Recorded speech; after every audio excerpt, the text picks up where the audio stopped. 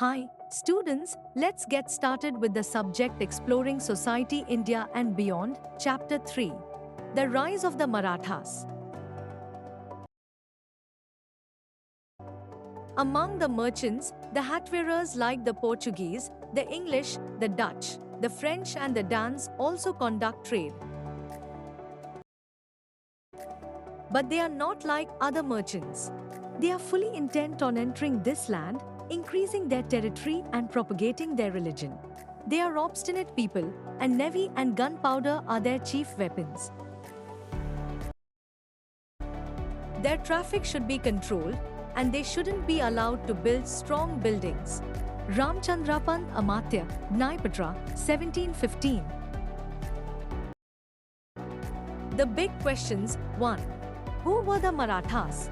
How did they manage to become the largest pan-Indian power before the British took over? 2. What were some features of their governance? What impact did the Maratha Empire leave in Indian history?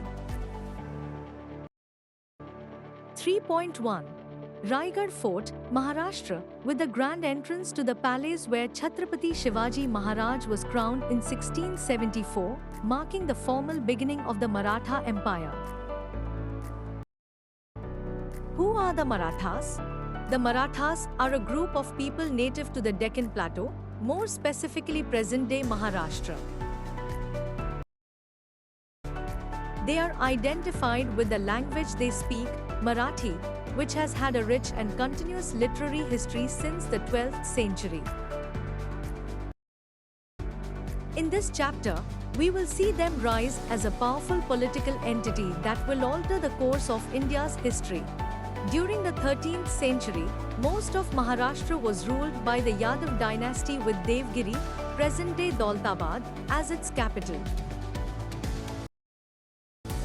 In the early 14th century, the Yadav dynasty was overcome by the Khilji Sultanate from Delhi.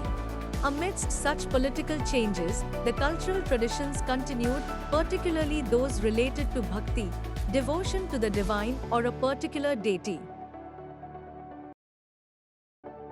Between the 7th and the 17th centuries, for spiritual upliftment, saints and seekers from several parts of India preferred the path of bhakti to merely external ritualism.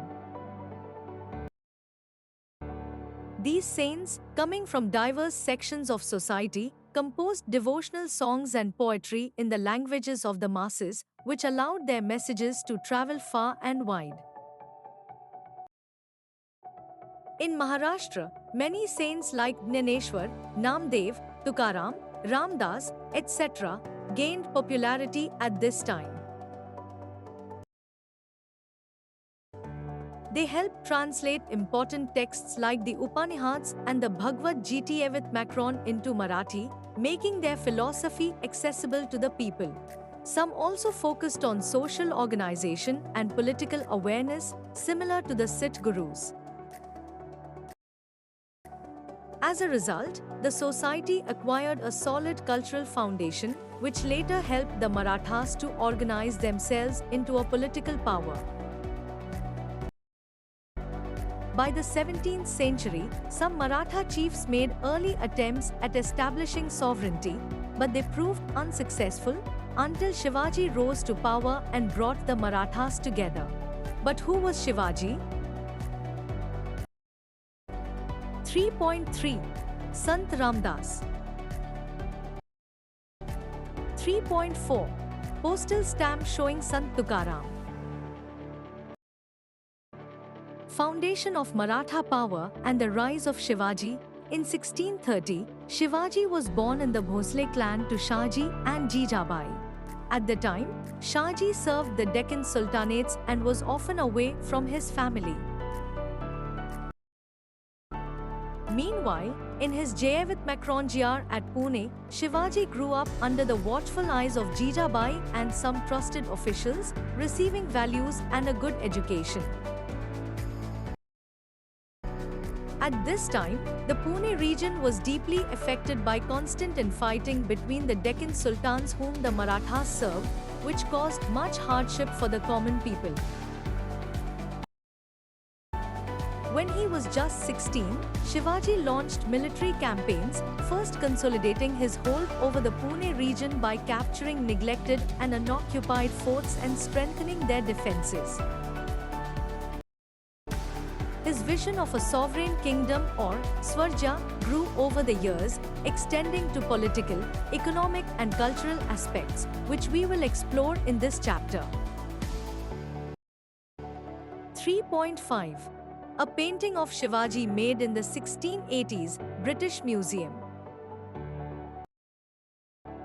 Shivaji's kingdom soon expanded to India's west coast, and to secure access to the resources of coastal regions, he felt the need to establish a navy.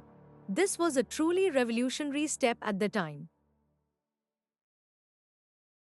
By comparison, the Bijapur Sultanate, ruled by the Adil Shahi dynasty, maintained merchant ships but did not possess a full-time naval force which could protect the coast. Even the Mughal Empire's use of a navy was very limited. Thus, the Maratha navy was born, whose exploits became legendary. To protect his people from powerful enemies, Shivaji had recourse to the tactic of guerrilla warfare, which uses small groups of people in a focused way, with speed, surprise, and knowledge of the terrain to defeat bigger armies. His successes soon invited the wrath of the Bijapur Sultanate, which sent the veteran General Afzal Khan to confront him. Shivaji and his advisors managed to convince Afzal Khan to meet him for a one-on-one meeting at the foot of the Pratapgarh fort amid thick forests. There, Shivaji killed Afzal Khan, and the Marathas, hidden in the mountains, routed the Khan's army with guerrilla attacks. 3.6. The Sindhudurg fort near the Maharashtra-Goa border is one of the several naval fortifications built by the Marathas. Think about it. If you could time travel and meet Shivaji, what 3 questions would you ask him and why? Don't miss out. The Wavith Nak is a small weapon shaped like a tiger's claw, which Shivaji used to kill Afzal Khan in close combat. 3.7. Wavith Nak or the tiger's claw. Soon afterwards, the Mughal nobleman Shaista Khan invaded Shivaji's territories with a big army for 3 years. Finally, with only a few soldiers, Shivaji raided Shaista Khan's camp at night. The Khan barely escaped from the raid, losing a few fingers, and promptly left Maharashtra. This daring raid resembles the modern-day surgical strike. As a retaliatory action for the 3-year-long wave of attacks, Shivaji sacked Surat, a wealthy port city of the Mughal Empire, in present-day Gujarat. There, he obtained enormous treasure worth almost 1 crore of rupees, an extremely large sum for the time. However, he was careful not to attack religious places and even spared the house of Mohandas Parekh, a charitable man. He sacked Surat again after a few years.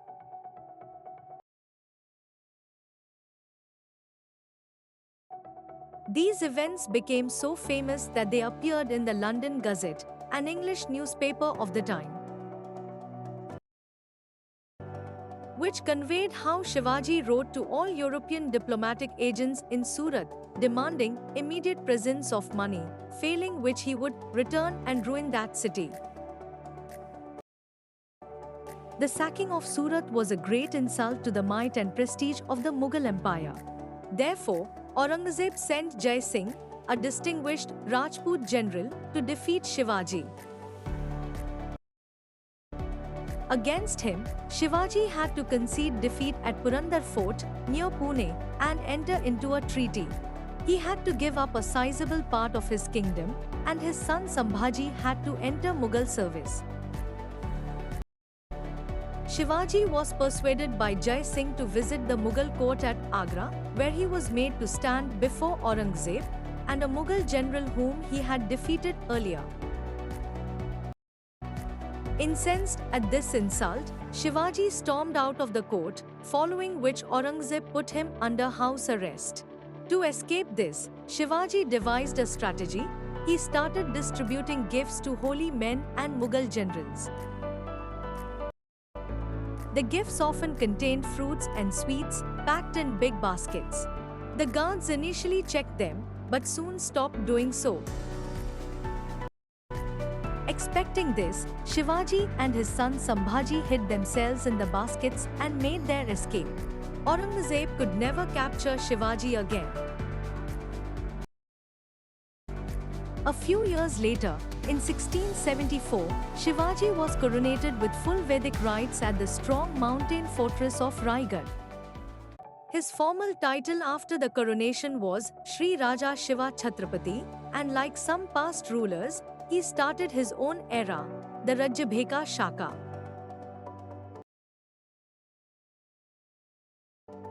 After this, Shivaji embarked upon a conquest of the south, also referred to as the Dakshadigvijaya, which included the important and then ill-defended region of present-day northern Tamil Nadu and parts of Karnataka. See map in Fig. 3.9. This southern extension later gave the Marathas great strategic depth against the Mughal invasion. A fever claimed Shivaji's life when he was 50. He was a master strategist and a true visionary, and within his lifetime, his exploits had become legendary across India and beyond.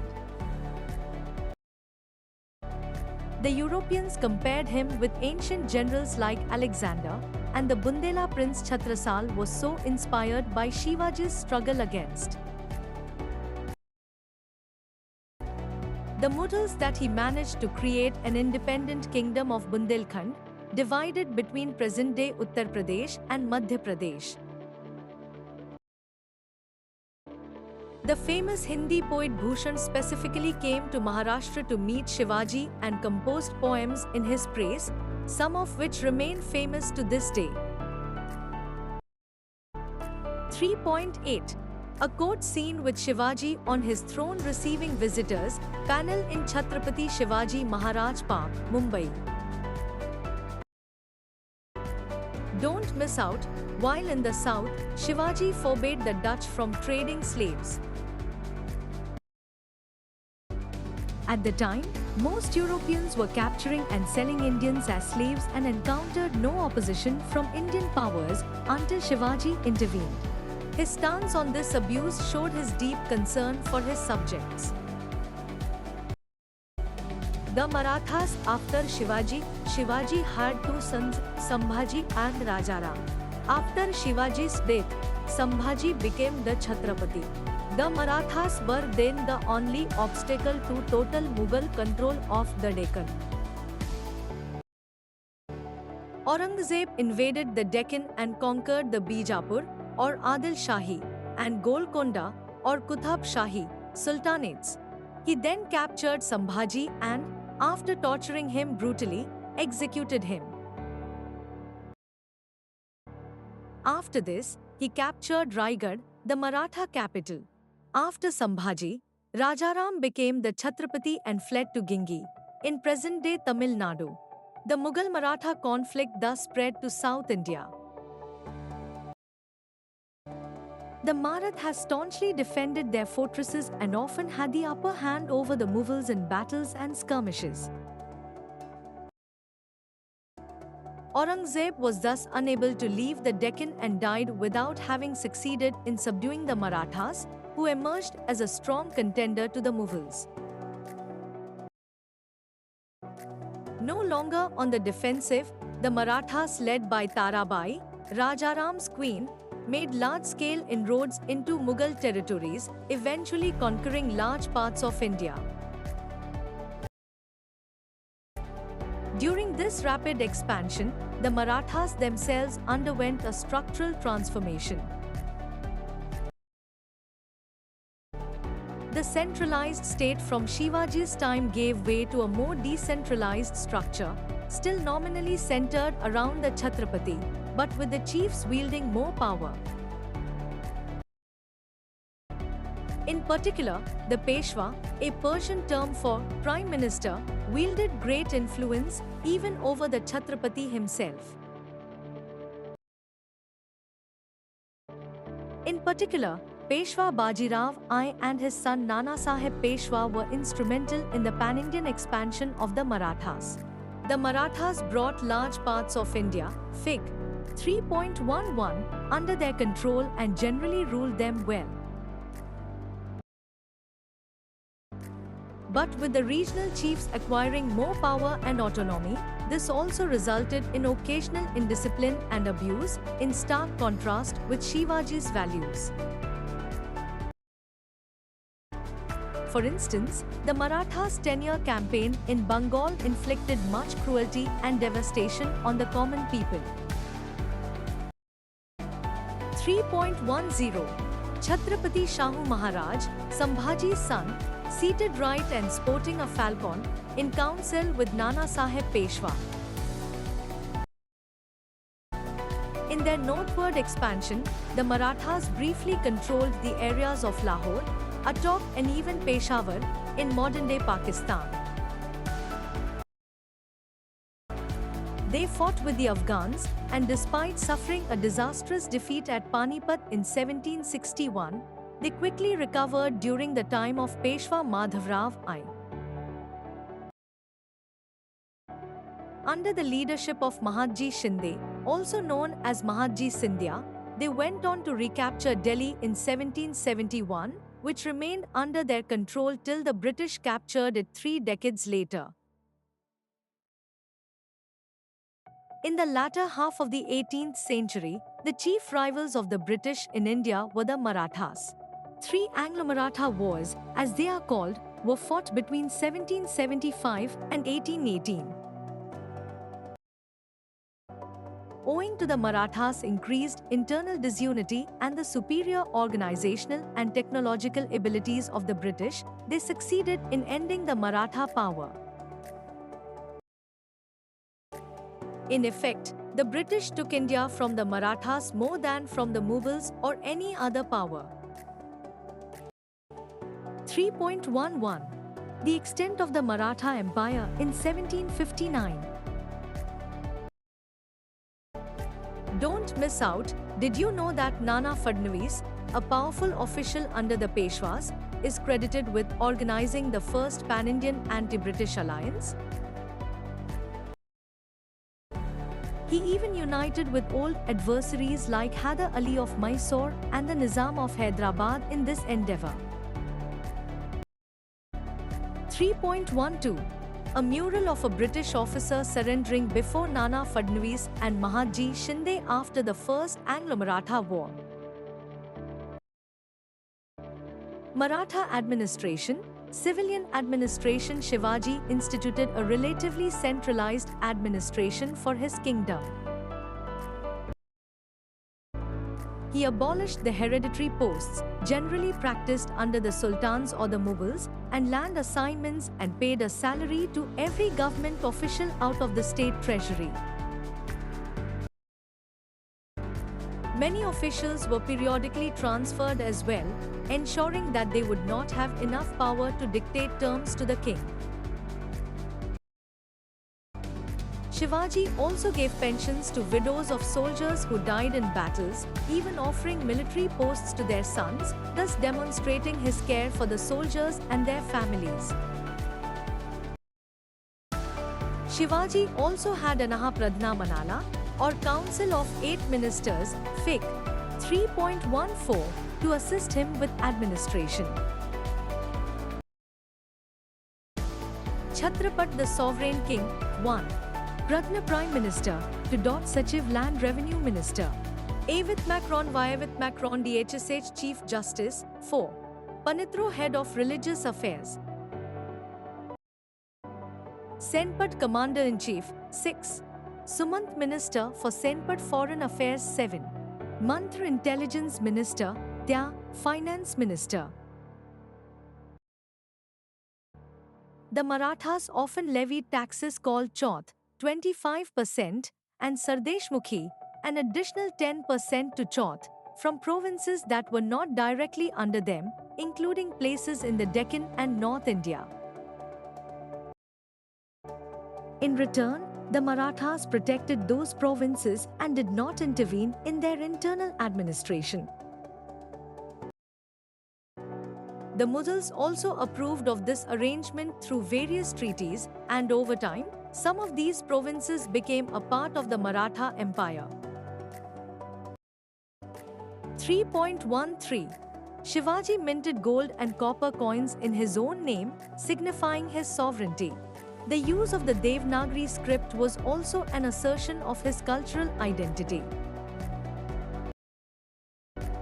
Think about it, Shivaji issued strict instructions to his officials not to mistreat the subjects or to forcefully grab even a blade of grass from them. In one of the letters issued to his officials, Shivaji says, wood from big trees like teak is required for the navy. If needed, secure permission for cutting the trees from the forest and then proceed. Other trees like the mango and jackfruit are also useful, but do not touch them. Because such trees take many years to mature, and the people look after them like their children. If you cut them, will their sorrow ever end? If you accomplish something by oppressing others, it perishes soon, along with the oppressor. There is harm in the absence of such trees as well. Therefore, do not use force in any circumstances. Based on Shivaji's letter, what can you tell about his values as a ruler? Don't miss out, in the 18th century, the Marathas often adopted the Mughal style of coinage owing to its popularity, but added their own cultural symbols to it. For instance, this rare Maratha coin known as the Gapat Pantapradhan rupee, minted in the early 19th century by the Patwardhans, generals under the Peshwa.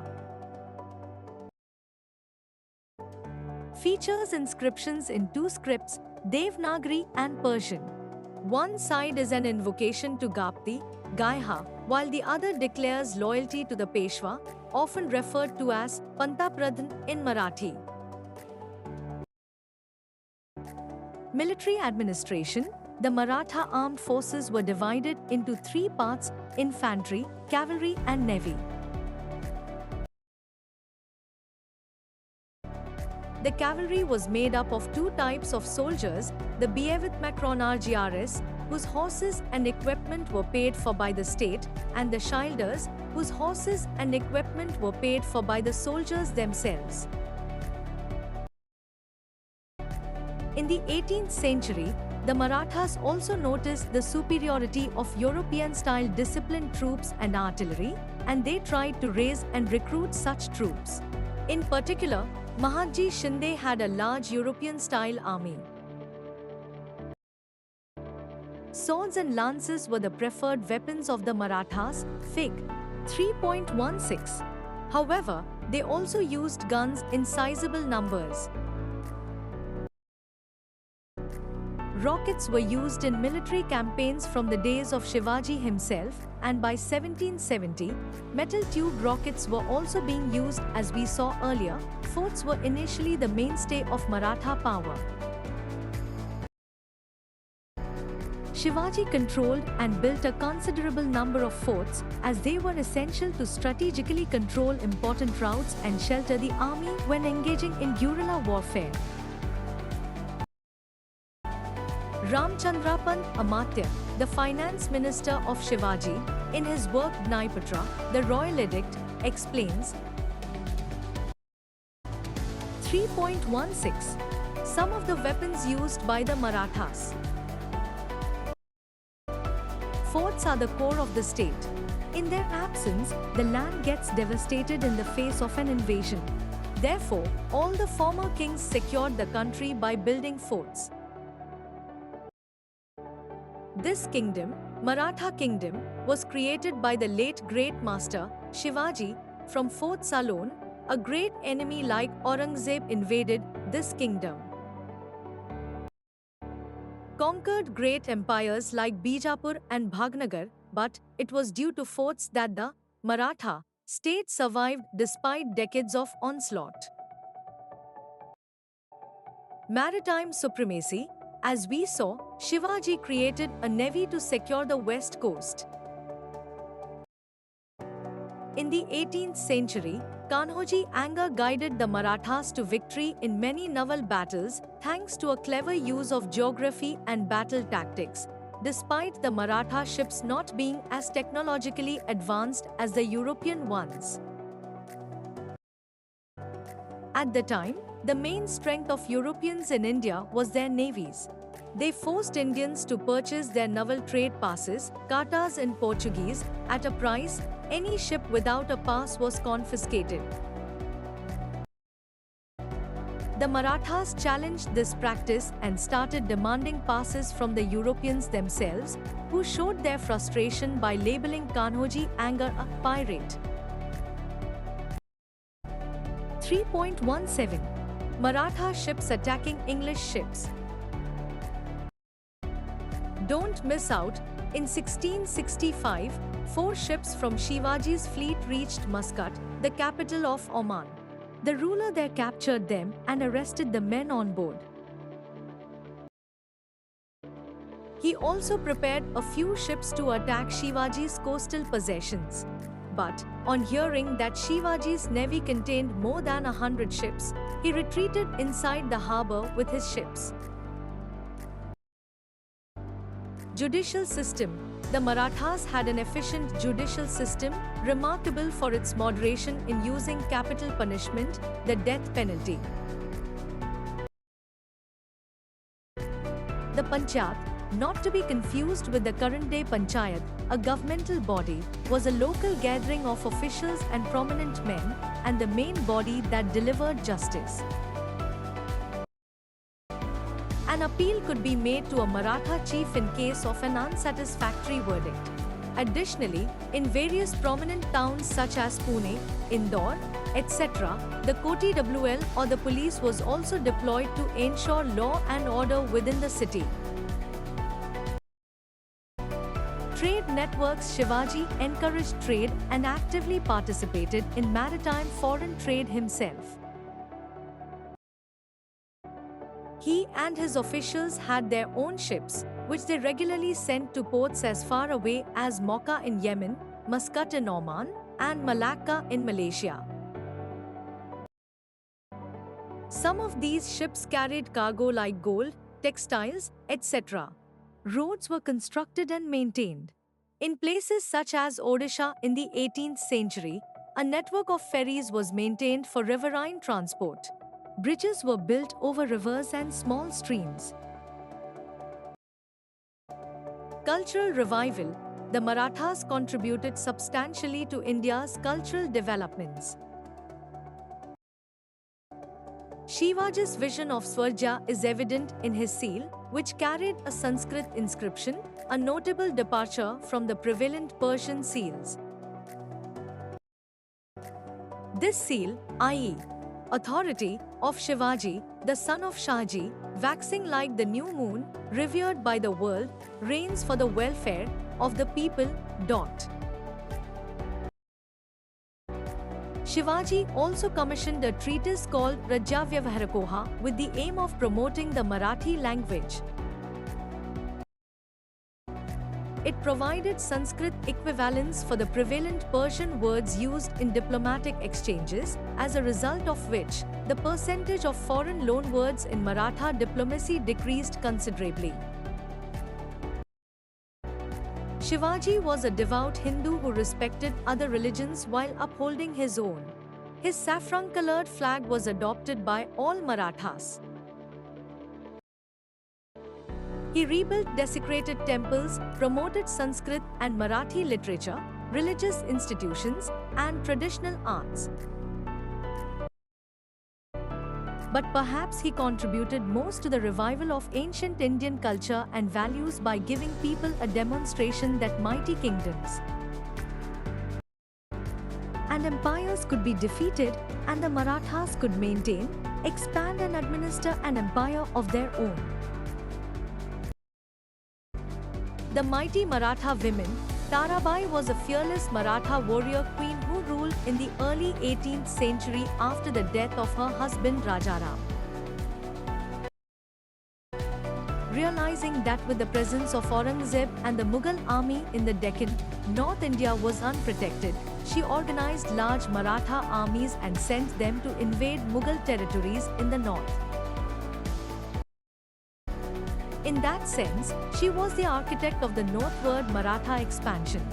Her sense of military strategy and her tenacity outsmarted the Mughal Empire and preserved Maratha independence during a critical period. 319. Tarabai in Battle, painting by M.V. Dhurandhar.